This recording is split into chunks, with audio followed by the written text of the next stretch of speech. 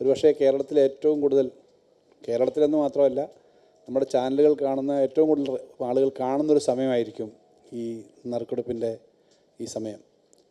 അപ്പോൾ ആ സമയത്ത് നമുക്ക് ലോട്ടറി വകുപ്പിൽ ഈ നറുക്കെടുപ്പിൻ്റെ സമയത്ത് നമുക്ക് ചില ആശങ്കകളുണ്ടായിരുന്നു. GSTയുടെ പുതിയ നികുതി വന്നത് ഈ ഘട്ടത്തിലാണ്. നികുതി വന്നത് ഈ ഘട്ടത്തിലാണെങ്കിലും ഈ തിരുവോണം ബമ്പർ ആ നികുതിയിലല്ല, പഴയ നികുതിയിലാണ്, പഴയ 28% നികുതിയിലാണ് ഇത് പ്രിൻ്റ് ചെയ്തത്. പക്ഷേ പ്രിൻ്റ് ചെയ്യുമ്പം വളരെ മുമ്പ് തന്നെ പ്രിൻ്റ് ചെയ്യണം, അതിനുശേഷം പ്രിൻ്റ് ചെയ്യാൻ പറ്റില്ല.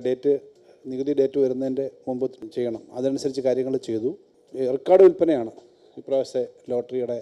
അതിനകത്ത് ഒരു ടിക്കറ്റ് മാത്രമാണ് ഇപ്രാവശ്യം ഡാമേജ് ആയതുകൊണ്ട് വിൽക്കാതെ പോയത്. അത് ഇവിടുന്ന് കണക്കുണ്ട്, ആ ഡാമേജ് ആയതുകൊണ്ട് വിൽക്കാതെ പോയി. ബാക്കിയെല്ലാം വിറ്റു.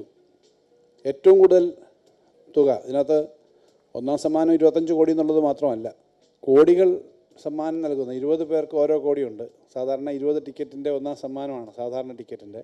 പിന്നെ 50 ലക്ഷം വെച്ച് അതുപോലെ തന്നെയുണ്ട്. അങ്ങനെ കൊടുക്കുകയാണ്. കേരള ലോട്ടറിയുടെ ഏറ്റവും വലിയ പ്രത്യേകത, ഇത് വാസ്തവത്തിലൊരു ക്ലൗഡ് ഫണ്ടിങ് എന്നൊക്കെ പറയുന്ന പോലെയാണ്. ഈ ഫണ്ടുകൾ പൊതുവിൽ നമ്മുടെ സമൂഹത്തിൽ നിന്ന് കളക്ട് ചെയ്യുന്നു. നികുതി കഴിഞ്ഞുള്ള പണത്തിൻ്റെ മഹാഭൂരിപക്ഷവും, ചെറിയൊരു ശതമാനം ഒഴിച്ച് ബാക്കി മുഴുവനും സമ്മാന ഘടനയിൽ പോവുകയാണ്. അതുപോലെ സമ്മാനമായി പോകുന്നു. അതുപോലെ ഏജൻറ്റുമാരും വലിയൊരു നമ്പർ ആളുകളുണ്ട്, 2 ലക്ഷത്തോളം ആളുകൾ ഇതുമായി ബന്ധപ്പെട്ട് ജോലി ചെയ്യുന്നുണ്ട്. അവർക്കുള്ള സമ്മാനമായിട്ട്, അവർക്കുള്ള കമ്മീഷനായിട്ട് കാര്യങ്ങൾ പോകുന്നു. പിന്നീട് സർക്കാരിന് വരുന്ന ചെറിയൊരു ശതമാനം തുക എന്ന് പറയുന്നത് നമ്മുടെ കാരുണ്യ പദ്ധതിയും മറ്റ് പദ്ധതികൾക്കായിട്ട് പോവുകയാണ്. അങ്ങനെ ഏറ്റവും കൂടുതൽ സമൂഹത്തിൻ്റെ പണം സമൂഹത്തിലേക്ക് തന്നെ പോകുന്നൊരു വലിയ പദ്ധതിയാണ്. 40% നികുതി വന്നപ്പോൾ ഉണ്ടാകുന്ന ചില ബുദ്ധിമുട്ടുകളുണ്ട്. ആ 40% നികുതി വരുന്നതിന് ശേഷമാണ് ഇപ്പോഴത്തെ 50 രൂപ ടിക്കറ്റും പൂജ ബമ്പർ ഉൾപ്പെടെ. അതുതന്നെ നികുതി ഘടനയിൽ വലിയ കുറവ് വരാതെ ചെറിയ ചെറിയ മാറ്റങ്ങൾ വരുത്തി സർക്കാരിൻ്റെ ഭാഗത്തും അതുപോലെ ഏജൻറ്റുമാരുടെ ഭാഗത്തും ചെറിയ തോതിൽ സമ്മാനങ്ങളുടെ നിലയിൽ ചെറിയ മാറ്റങ്ങൾ വരുത്തിയിട്ടാണ് ഇപ്പോൾ ചെയ്തിട്ടുള്ളത്. ഇത്രയും വലിയൊരു ലോട്ടറി കേരളത്തിൻ്റെ ഏറ്റവും 2 ലക്ഷം പേർക്ക് ജോലി കൊടുക്കാൻ പറ്റുന്നു എന്നുള്ളതാണ് ഏറ്റവും പ്രധാനപ്പെട്ട കാര്യം. 2 ലക്ഷം പേർക്ക് തൊഴിലെത്തിക്കുന്നു. അവർക്ക് ഈ ഏജൻറ്റുമാർക്ക് പലവിധ ആനുകൂല്യങ്ങളും പദ്ധതികളും നമ്മൾ നടപ്പിലാക്കുന്നുണ്ട്. അവർക്ക് കൊടുക്കുന്ന കമ്മീഷൻ മാത്രമല്ല, അവർക്ക് ഓണത്തിനും മറ്റ് ഇതുപോലുള്ള കാര്യങ്ങൾക്കുള്ള ബോണസും ആനുകൂല്യങ്ങൾ കൊടുക്കുന്നു, ഉത്സവ ബത്ത കൊടുക്കുന്നു. ഇപ്പോൾ വീടുകൾ വെച്ച് കൊടുക്കാനായിട്ട് ഒരു പ്രത്യേക പദ്ധതി അനുസരിച്ചിട്ട് ഏജൻറ്റുമാർക്ക് വീട് കൊടുക്കുന്ന പദ്ധതി അടക്കമുണ്ട്. ട്രൈ സ്കൂട്ടർ കൊടുക്കുന്നുണ്ട്, മറ്റ് സൗകര്യങ്ങൾ കൊടുക്കുന്നുണ്ട്. ഇങ്ങനെ ധാരാളം കാര്യങ്ങൾ നടത്തുന്ന ഒന്നാണ് ലോട്ടറി വകുപ്പ്. ലോട്ടറി കച്ചവടക്കാരിൽ ഒരു ഭാഗം ആളുകൾ ഭിന്നശേഷിയുള്ളവരും പ്രായമുള്ളവരുണ്ടെന്ന് നമുക്കറിയാം.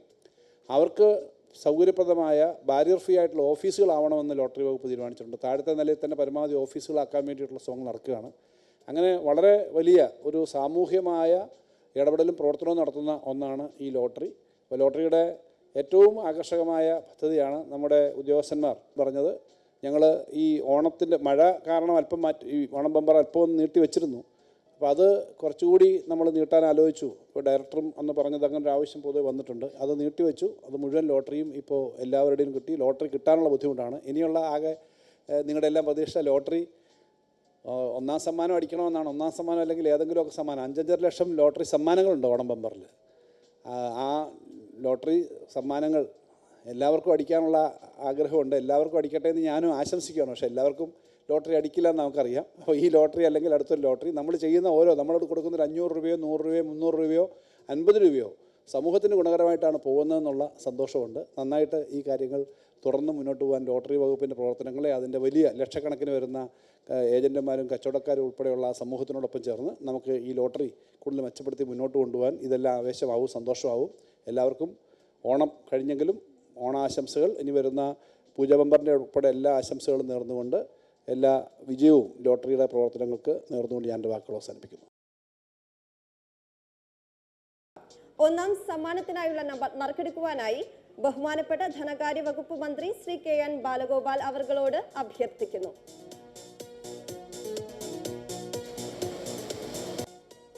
തിരുവോണം ബമ്പർ ഭാഗ്യക്കുറിയുടെ ഒന്നാം സമ്മാനമായ 25 കോടി രൂപ സ്വന്തമാക്കിയിരിക്കുന്ന നമ്പർ TH577825.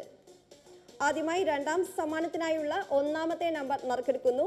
ബസ്സമർത്തുവാനായി ബഹുമാനപ്പെട്ട MLA ശ്രീ ആന്റണി രാജു അവർകളോട് അഭ്യർത്ഥിക്കുന്നു.